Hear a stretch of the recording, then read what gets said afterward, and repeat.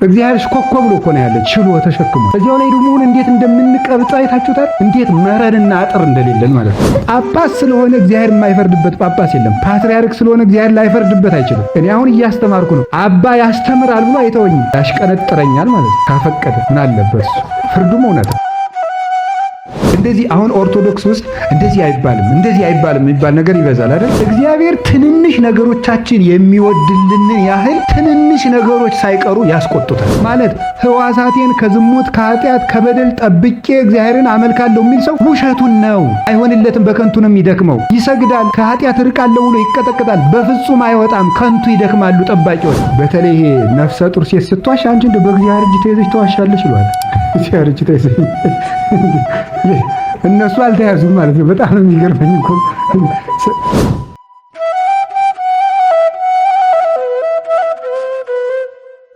ልብን እንዴት ነው የምንጠብቀው? እግዚአብሔርን በመፍራት ነው። እግዚአብሔርን በመፍራት ልብ ይጠበቃል። ሕዋሳትን ለመጠበቅ አስቀድሞ ምንም መጠበቅ ይገባል? ልብን መጠበቅ። ልብን ማን ሊጠብቀው ይገባል? ፈሪሃ እግዚአብሔር። ፈሪሃ እግዚአብሔር ትፍሥሕተ ልብ ውእቱ ወይሁብ ሐሴተ ወያስተፌስህ ወያነውህ ሕይወተ ይላል መጽሐፈ ሲራክ ምዕራፍ 1 ቁጥር 5 ላይ። እግዚአብሔርን መፍራት የልብ ደስታ ነው፣ ፍጹም ተድላ ደስታን ይሰጣል፣ ዘመንንም ያረዝማል ይላል። እግዚአብሔርን መፍራት የልብ ደስታ ነው።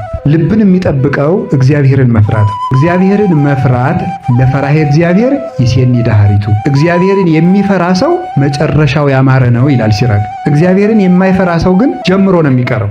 ወዲያው ነው ሁሉን ነገር ታይቶ መጥፋት ነው፣ እንደ ዕፀ ከንቱ ነው። ፈሪሃ እግዚአብሔር ያለው ሰው ግን እሾህ ቢወጋው ነቅሎ ይሄዳል፣ እንቅፋት ቢመታው አንክሶ ይደርሳል፣ ቢሰበር እግሩን ጠምጥሞ ካሰበው ይደርሳል። እግዚአብሔርን መፍራት በልቡ ነው ያለው ሰው። እግዚአብሔርን ሳይፈሩ የጀመሩት ስራ ግን በጥሩ ፍጥነት ብንጀምረው፣ በተከናወነ አይምሮ ብናከናውነው ብንጀምረው፣ በጣም ብዙ አይላፍን ሰብስበን ብንጀምረው ይበላሻል። እግዚአብሔርን መፍራት ይቀድማል።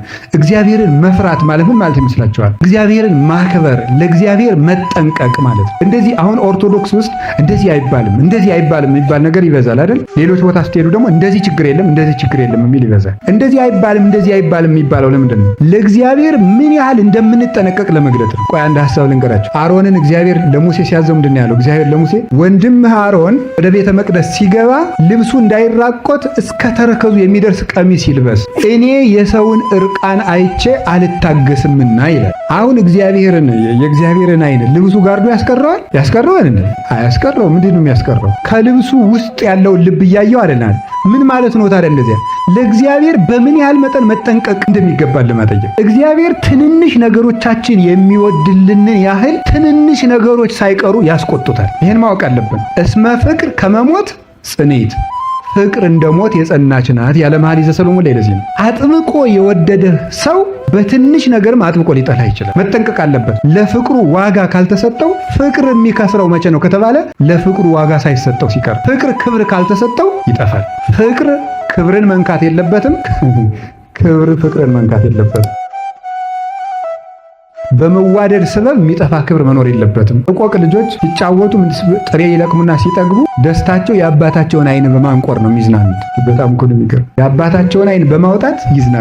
እንዴ እኔ ወደድኳችሁ እንጂ እስከዚህ ተደፋፍረናል ብሎ ጠቅቶ ይገላቸው። ንስርም እንደዚያ የሚያደርገው መዋደድ እንዴ ክብርን ይነካል እንዴ ብሎ ጠቅቶ ነው የሚገለው። አባቱ ነው ግን ይገለዋል። መዋደድ ክብርን መንካት የለበትም። ክብር ደግሞ ፍቅርን ማስቀረት የለበትም። እግዚአብሔር ያን ያህል የከበረ ሲሆን ግን ዝቅ ብሎ የሚወድ አምላክ፣ ከድሃ ቤት የሚገባ የእኛን ሥጋ የለበሰ፣ በእኛ ቃል የተናገረ፣ በእኛ ምድር የተመላለሰ፣ የእኛን ውሃ የለመነ፣ የእኛን ቁራሽ የለመነ ነው። ዝቅ ብሎን የሚወደን ከእኛ ቀዝቃዛ ውሃን ከወርቅ አብልጦ አክብሮ የሚቀበል አምላክ። እግዚአብሔር ፍቅርን ሲያለብሰው ጠጠርም ቢሆን ወርቁ ነው የሚታየው። እግዚአብሔር ከገፈፈው ደግሞ ወርቅ ከጠጠር ይልቅ የተናቀ ይሆን ያነሰ ነው የሚሆን እና ለዚህ ነው እግዚአብሔር ይሁ ክብረ ወሞገስ የሚባለው። እግዚአብሔር ክብርን፣ ሞገስን፣ መወደድን ይሰጣል። አሮንን ምንድን የሚለው እኔ በጣም መጻሕፍትን ስማርም ሆነ ስመለከት ከሚደንቁኝ ነገሮች አንዱ የአሮን ልብሶችን ሳስብ ሁል ጊዜ እንደው ድንቅ ነው። እግዚአብሔርው በደረትህ ኪስ 5 ቁልፍ ትከልበት። እንዲሁ አሁን እግዚአብሔር ስለ ቁልፍ ሲጨነቅ ምን የሚሉት ነው? አሁን ይሄ በደረቱ ላይ እዚህ ላይ ቁልፍ አድርግበት፣ ከአንገትህ ጀምሮ እስከ ደረት ድረስ እንደዚህ ያለ ቁልፍ ትከልበት። አሁን እግዚአብሔር ኋላ ደግሞ የቁልፍ ማስገቢያ ቀዳዳ እንዲህ አድርገህ ስፋው። ይገርማል። ለምንድን ነው እንደዚህ የሚለው? እግዚአብሔር ፍቅር ሲገለጥ በአባትና በእናት መካከል አባት ጠቅላላ ነገሮችን ነው የሚያየው። እናት ደግሞ ምንድን ነው የምታየው? ዝርዝር ነገሮችን ነው የምታየው። አባት ልጄ ደህና ነህ? አዎ። ፊትህ አልከሳም ሰሞኑን? አዎ። ወፍረሃል? እሰይ ልጄ ነው የሚለው። እናቱ ደግሞ እዚች ላይ የሆነች ሳር አለችበት ብላ እስከዚያ ድረስ ነው የምታየው ማለት ነው። እና እግዚአብሔር ግን አባት ብቻ አይደለም እናት ጭምር ነው። እና ቅዱስ ያሬድ ለዚህ ነው አንተ አቡነ ወአንተ እም ነው የሚለው። አንተ አባታችን ነህ፣ አንተ ደግሞ እናታችን ነህ የሚለው። እግዚአብሔር እናትነትንም አባትነትን የሚያሟላ ነው። እናት ብትሆን አባት መሆን አትችልም። እንደ አባት ደግሞ አትጠብቀን፣ ማልቀስ ነው ካቃታት። አባት ደግሞ አባት ነው፣ ይጠብቅና ግን መንከባከብ ይጎድለዋል። እግዚአብሔር እንደ እናት ነው ይንከባከብ። እናት ነው እንጂ ምን እንደ እናት ነው። እናት ሆኖ ይንከባከበናል፣ አባት ሆኖ ደግሞ በግርማው ይጠብቀናል። እግዚአብሔር አባት ምናና ትንንሽ ነገሮቻችሁን ሳይቀር እወዳቸዋለሁ፣ ቁልፎችንም ጭምር ነው የምወዳቸው ለማለት ነው። በዚህ መጠን ነው እንኳን ለእናንተ ለለበሳችሁት ቁልፍ ሳይቀር ክብር እሰጣለሁ ለማለት ነው። በዚሁ መጠን ግን እግዚአብሔር ይሄ ቀላል ነው፣ ኧረ ቀላል ነው፣ ስንት የባሰ ነገር አለ ይሄ እንደው የሚል ሰው እግዚአብሔር ተመልከቱ። ኦዛ የሚባል ሰው ታውቃላችሁ አይደለም? ሁለተኛ ሳሙኤል ምዕራፍ 6 ላይ አለ። ታቦተ ጽዮን ተማርካ ስትመለስ ሰረገላ ተጭና ስትመጣ ዘመን ማለት እንዳትወድቅ ብሎ ነው። ታቦቷ እንዳትወድቅ ብሎ ነው ሊደግፍ እጁን እንዲህ ሲያደርግ መልአኩ መጥቶ ቆረጠው። ይሄ ሰውዬ ልደግፍ ነው ያለ እኮ። ግን ቢሆንም ለመልካም ብለህ ብታደርገውም ቢሆን መንካት አትችልም ነው። ያን ካህኑ ብቻ ነው የሚነካው። እግዚአብሔር ትንንሽ ነገሮችን ጭምር እንድጠነቀቅ። አሁን እንዲያውም የሚገርመው ጽድቅን ንቀን አለ። ሰው ስንት ችግር ውስጥ አለ። እንዲሁ ይሄን የምትሰብኩ ለምንድን ነው እንደዚህ ያለ ምሳሌ? አሁን ቀለል ያለ ነገር ወንዶች ጸጉራችሁን አሳጥሩ ሲባል አረ ይሄ ቀላል ነገር ነው እንዴ ስንት የሚል ሰው አለ። እንደዚህ ያለ ነገር የለም። ቀላል አንድ ማንኪያ መርዝ ጠጣና አይገልህ እንደው ተመልከት። ደግሞ አንድ ቁናም ጠጣ፣ ሁሉም እኩል ነው። በቁና ሰፍረህም ብትጠጣው አንድ ማንኪያም ብትጠጣ ይገላል። በቃ መርዝ ነው።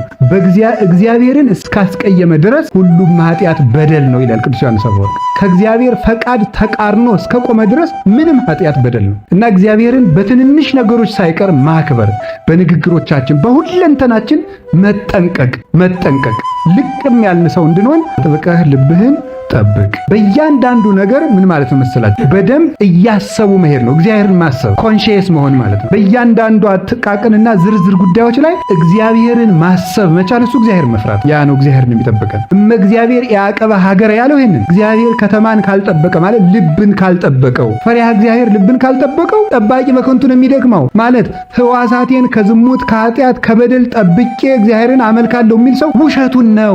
አይሆንለትም፣ በከንቱ ነው የሚደክመው። ይሰግዳል፣ ከኃጢአት ርቃለሁ ብሎ ይቀጠቀጣል፣ በፍጹም አይወጣም፣ ከንቱ ይደክማሉ ጠባቂዎች። ፈሪሃ እግዚአብሔር የልቡን ከተማ እስካልጠበቀለት ድረስ። ስለዚህ ልብ የሚጠበቀው በፈሪሃ እግዚአብሔር ነው። ፈሪሃ እግዚአብሔር ደግሞ ማለት አንድ መጠንቀቅ ማክበርና ሁልጊዜ በእግዚአብሔር ፊት እንዳሉ ማየት ነው። እግዚአብሔር መረጃ ይሰበስብን ማይል ሁልጊዜ ያያል። እንዲህ ግልበጥ ብለን በተኛንበት ፍራሽ ላይ እግዚአብሔር እያየ በጣም ነው የሚገርመው እኮ። ይሄን ማሰብ መቻል ነው ፈሪሃ እግዚአብሔር ማለት። ብቻን ሆኖ ማሰብ ማለት ሁልጊዜ በእግዚአብሔር ፊት ነኝ ብሎ ማሰብ፣ ይሄ ነው ልብን የሚጠብቅ። ሁልጊዜ በእግዚአብሔር ፊት ነኝ ያለ ቦታ ያለ ጊዜ፣ ፍርዱንም ማሰብ። ቤተክርስቲያን ውስጥ አንዱ ቄሱ ዲያቆኑን ጧፍ አቀብለኝ ለማለት ነው። አተ ዲያቆን መንክር አይልም ነው። ለምን ይመስላችኋል? እግዚአብሔር ክብር መስጠት ጭራሽ ሊሳቅ ነው፣ ከቴም ሊወራ ነው።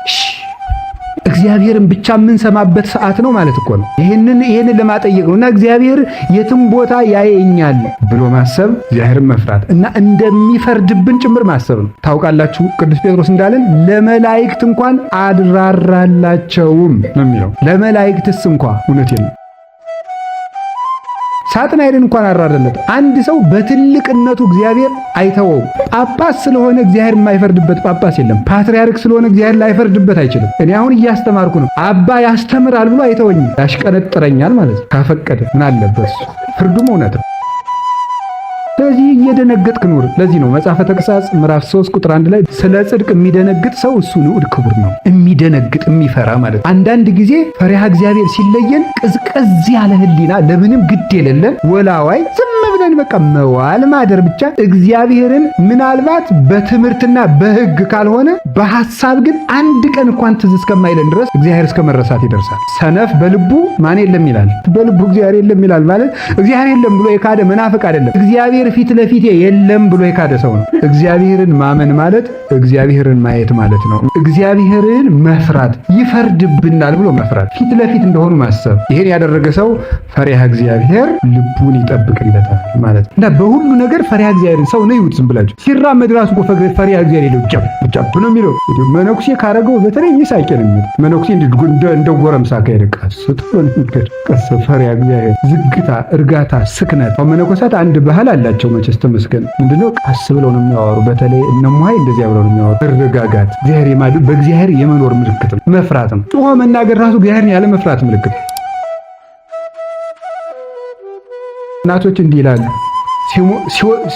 ነፍሰ ጡር ሲሆኑ ነው እግዚአብሔር የሚያስቡት እላለሁ። እንደ አንዳንድ ጊዜ ነው ዝም ብዬ። በተለይ ይሄ ነፍሰ ጡር ሴት ስትዋሽ አንቺ እንደ በእግዚአብሔር እጅ ተይዘሽ ትዋሻለሽ ይሏል። እግዚአብሔር እጅ ተይዘሽ